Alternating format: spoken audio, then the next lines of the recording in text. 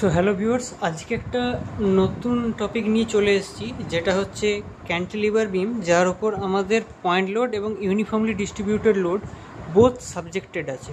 ওকে, যেখানে আমার একটা ক্যান্টিলিভার বিম রয়েছে এ বি, তার স্প্যান হচ্ছে আমার 3 মিটার, এবং সেই বিমের ওপর আমাদের ইউনিফর্মলি ডিস্ট্রিবিউটেড লোড রয়েছে, যেটা হচ্ছে 20 kilo newton per metre. Okay, and 2 points load যেটা আমার অ্যাক্ট হয়েছে বি থেকে ঠিক 1 মিটার দূরে, সেই পয়েন্টটাকে আমি নাম দিলাম সি। আর ঠিক বি থেকে 2 মিটার দূরে রয়েছে ডি পয়েন্ট, যেখানে 8 কিলো নিউটন লোড আমার অ্যাপ্লাই হয়েছে। Okay, so that is the diagram. প্রত্যেকটা পয়েন্ট লোড একে অপরের থেকে 1 মিটার ডিস্টেন্সে রয়েছে, এন্ড পয়েন্টের রেসপেক্টও 1 মিটার ডিস্টেন্সে রয়েছে।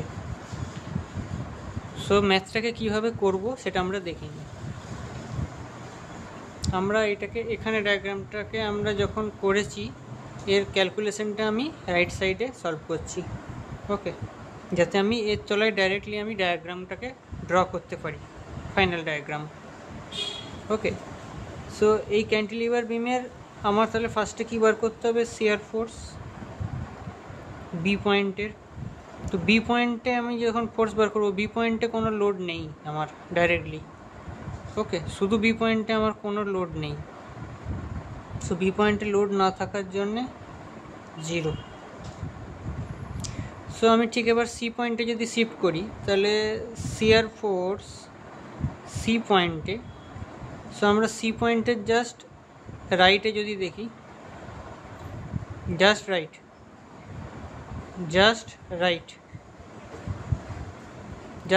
যদি আমি দেখি শিয়ার ফোর্স, তো কী হবে? জাস্ট সি এর রাইটে কী আছে? 20 কিলো নিউটন লোড রয়েছে। এইটা কত মিটার জুড়ে? 1 মিটার জুড়ে। তো 20 × 1 = 20 কিলো নিউটন। ওকে, এত লোড রয়েছে এই জায়গাটাতে, মানে সি এর জাস্ট লেফটে এতটা লোড রয়েছে, সি টু বি। তো এবারে আমি শিয়ার ফোর্স সি পয়েন্টেরই জাস্ট রাইট থেকে এবার দেখব, জাস্ট লেফট থেকে দেখব। জাস্ট লেফট থেকে যদি আমি সি এর জাস্ট লেফট থেকে অবজার্ভ করি, তাহলে এই 20 কিলো নিউটনটা তো রয়েছেই, প্লাস আমার এই 5 কিলো নিউটন লোডটাও রয়েছে সিতে। তাহলে 20 kilo Newton plus 5 kilo Newton point load, so 25 kilo Newton. এই লোডগুলোর ফলে কি হচ্ছে? আমার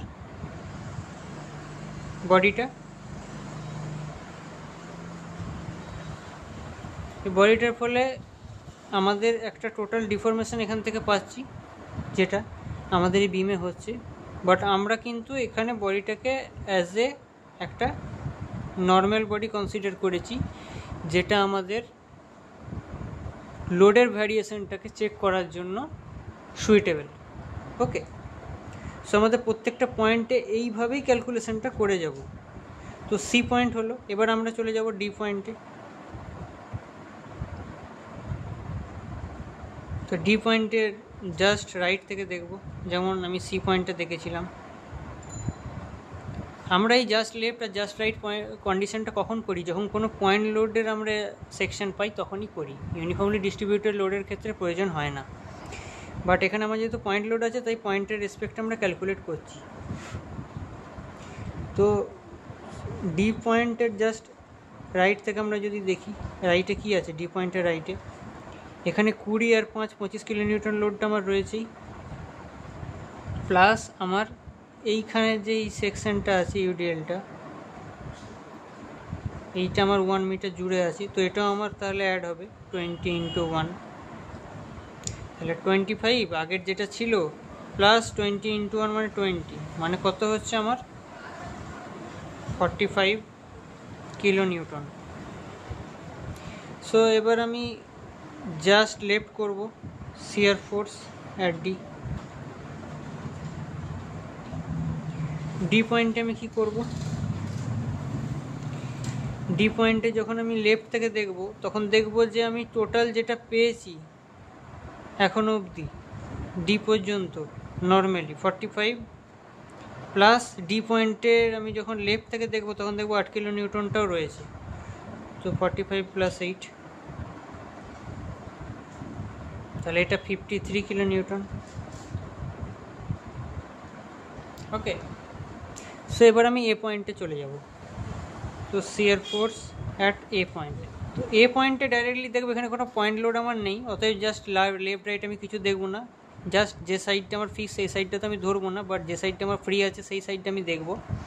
সেই সাইডটাতে আমার টোটাল ফোর্স কত হয়েছে এখানে 8 কিলো নিউটন পর্যন্ত আমি যা দেখেছি এইটুকু লেন্থে সেটা ছিল 53, প্লাস আমি এইখানে 1 মিটার রয়েছে এবং সেটা আমার 20 কিলো নিউটন লোড রয়ে আছে, পুরোটাই আমার 20 কিলো নিউটন। তো এইটুকুটাও আমার 20 কিলো নিউটন লোডই, বাট 1 মিটারের জন্য। তো সেরকমই 20 কিলো নিউটন ইন্টু 1, তাহলে এখানে আমার কত হচ্ছে 73 কিলো নিউটন। তো বুঝতে না পারলে আরেকবার এই জায়গাটাকে রিপিট করো ভিডিওটাকে পজ করে, তাহলে বুঝতে পেরে যাবে যে কীভাবে ক্যালকুলেটটা করলাম। ওকে, সে শিয়ার ফোর্স ক্যালকুলেশন হয়ে গেছে, শিয়ার ফোর্স ক্যালকুলেশন কমপ্লিট। ওকে, সেবার ক্যালকুলেশন করবো বেন্ডিং মোমেন্ট। বেন্ডিং মোমেন্টস কীভাবে করবো? বেন্ডিং মোমেন্ট হচ্ছে আমি বি পয়েন্টে মোমেন্ট আমার কিছুই হবে না, কারণ বি পয়েন্টের রেসপেক্টে বি পয়েন্টের কোনো লেন্থ নেই। So bending moment at B point is 0। C পয়েন্টে যদি চলে যাই, বেন্ডিং মোমেন্ট অ্যাট সি পয়েন্টে দেখলে কি করব আমি? সি পয়েন্টে এখানে আমার বেন্ডিং মোমেন্ট এই 20 কিলো নিউটন লোডটা যেটা আছে আমার, সেটা কি আমার লোডটা যখন ওপর থেকে অ্যাপ্লাই হচ্ছে এটা আমার নিচের দিকে মুভ করছে এরকম, এটা আবার হগিং হচ্ছে। So minus, so 20 kilo newton. লোডটা কত মিটার জুড়ে আছে? 1 মিটার জুড়ে আছে, মানে আমার টোটাল লোড হচ্ছে 20 ইন্টু 1, এটা তো আমি জানি। কিন্তু ডিস্টেন্সটা গুণ করতে হবে। মোমেন্ট মানে কি? Force into perpendicular distance. তো একটা ইউডিএলের ডিস্টেন্স আমি তো পেয়ে গেছি, কিন্তু ঠিক কতটা স্প্যান আমার জড়িয়ে আছে সেটা আমি মাল্টিপ্লাই করেছি, যেটা আমার ফোর্সটা। বাট এটা আমার অ্যাক্ট হচ্ছে কোথায়? যে সেকশানটুকু ধরেছি তার ঠিক মিডিলে অ্যাক্ট হয় আমার। এটা আমি বলেছিলাম প্রথমেই যে আমার সবসময় একটা ইউডিএলের সিজি কাজ করে আমার মিডিলে। তো এইটুকু লেন্থটার আমার যে টোটাল স্প্যানটা আছে তার মেন লোডটা আমার ঠিক সিজি বরাবর কাজ করবে 20 কিলো নিউটনটা। তো সেটার আমার এই সি পয়েন্ট থেকে ডিস্টেন্স কতটা হবে? 1 মিটারের হাফ, সো 1/2।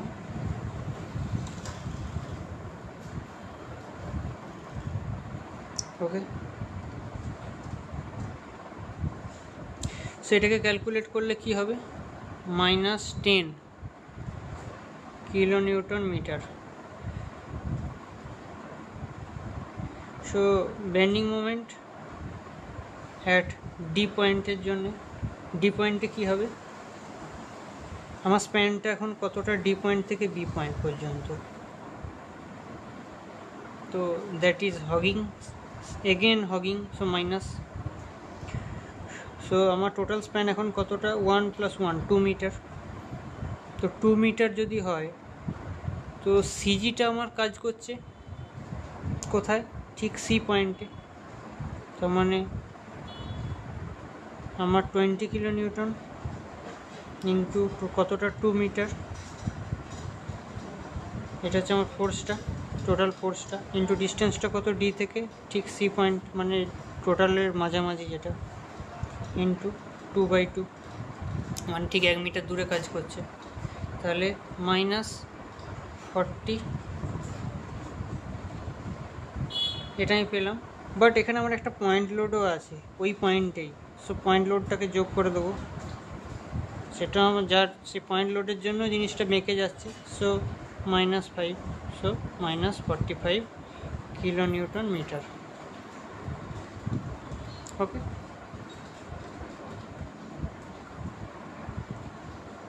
সো এবার আমরা ফার্দার ক্যালকুলেশনটা করি লাস্ট এ পয়েন্টের, bending moment at A point. আচ্ছা, যখন সি পয়েন্টে আমরা এলাম তখন কিন্তু 5 কিলো নিউটনটা ক্যালকুলেট করিনি, কারণ এই ফোর্সটা সি পয়েন্ট থেকে কতটা দূরে তো আমরা জানি না, সি পয়েন্টেই এটা আমরা আছে, সো এটার কোনো লেন্থ ছিল না বলে এটা ক্যালকুলেট করা হয়নি এই ফোর্সটা। ওকে, যখন ডি পয়েন্ট ক্যালকুলেট করেছি তখন এটা ক্যালকুলেট করেছি, বাট ডি পয়েন্টে যেটা ছিল তখন সেটা ক্যালকুলেট করিনি আমরা 8 কিলো নিউটনটা, কারণ ডি পয়েন্ট থেকে 8 কিলো নিউটন কতটা দূরে কোনো দূরত্বই নেই, ডি পয়েন্টেই ওটা।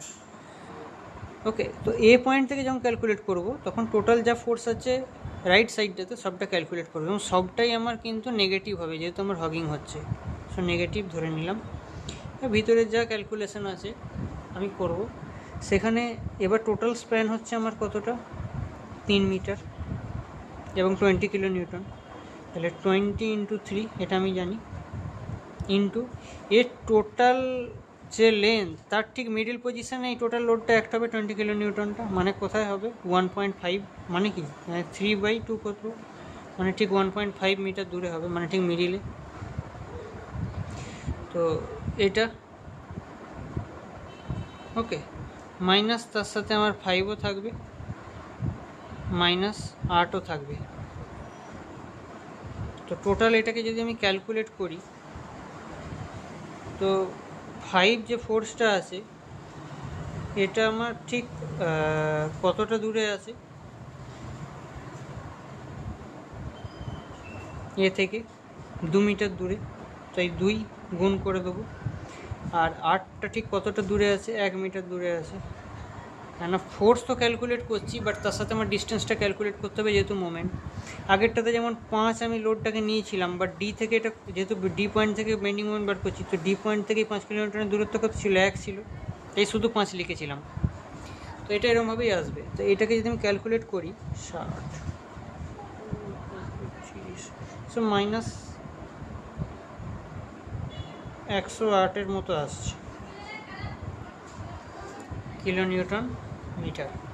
ওকে, সো এটা হওয়ার পর আমি এবারে ডায়াগ্রামটা ড্র করব। সো ডায়াগ্রাম ড্র করাটা আমি আগের দিন দেখিয়েছিলাম, কোনো অসুবিধে হবে না, দেখিয়ে দেবো এখনই।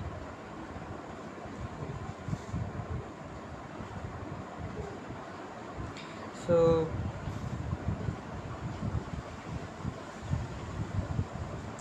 এখানে তাহলে আমরা বি পয়েন্ট 0, বি পয়েন্ট থেকে সি পয়েন্টে আমার 20 কিলো নিউটন, সো ডাইরেক্ট উঠছে আমার, সো ইনক্লাইন্ড। সো সি পয়েন্টে আমার 25 কিলো নিউটন উঠবে, মানে 20 থেকে 25 উঠছে সি পয়েন্টেই। তো 25 থেকে আমার ডি পয়েন্টে কত আসছে, 45, ইনক্লাইন্ড এটাও। ওকে, সো ডি পয়েন্টে আমার 53 উঠছে, 45 থেকে 53, 53 থেকে 73, 73। সো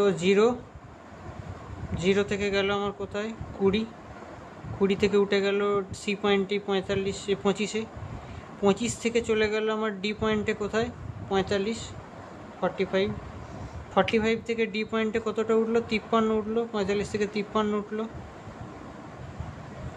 53 থেকে সোজা চলে গেল এ পয়েন্টে 73। So that is the shear force diagram, positive shear force diagram, positive. Okay, that is the reference line, that is the upward case, is that is called positive section. Okay, তো এবারে আমি যেটা করব বেন্ডিং মোমেন্ট ডায়াগ্রাম। তো bending moment ডায়াগ্রামে এটা 0 আছে, 0 থেকে আমার কত -10, যেহেতু এটা ইনক্লাইন্ড হয়েছে তাহলে এটা সেকেন্ড অর্ডারে চলে গেলে আমার এখানে প্যারাবোলিক হয়ে যাবে, আমি বলে দিয়েছিলাম ইনক্লাইন্ড হলে প্যারাবোলিক। যদি এখানে স্ট্রেট লাইন হতো, শুধু কনস্ট্যান্ট লাইন হতো, তাহলে আমি এখানে ইনক্লাইন্ড করতাম, বাট এখানে যেহেতু ইনক্লাইন্ড আছে শিয়ার ফোর্সে, তাহলে বেন্ডিং মোমেন্টটা প্যারাবোলিক হয়ে যাবে। তো -10 প্যারাবোলিক, সো তারপর -45 ডি পয়েন্টে, so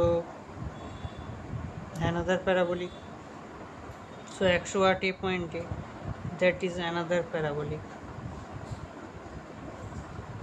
so 0, -10, -45, -108, so that is the bending moment diagram.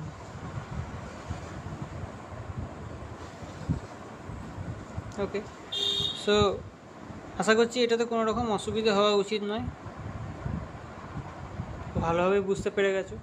So কোনো জায়গায় অসুবিধে হলে প্রিভিয়াস ভিডিওগুলোকে একবার চেক করো, সেগুলোকে চেক করো, চেক করে নিয়ে ফার্দার এখানে ভিডিওটাকে কন্টিনিউ করো, ফোর্সগুলোকে যেভাবে ক্যালকুলেট করলাম স্টেপ বাই স্টেপ অবজার্ভ করো।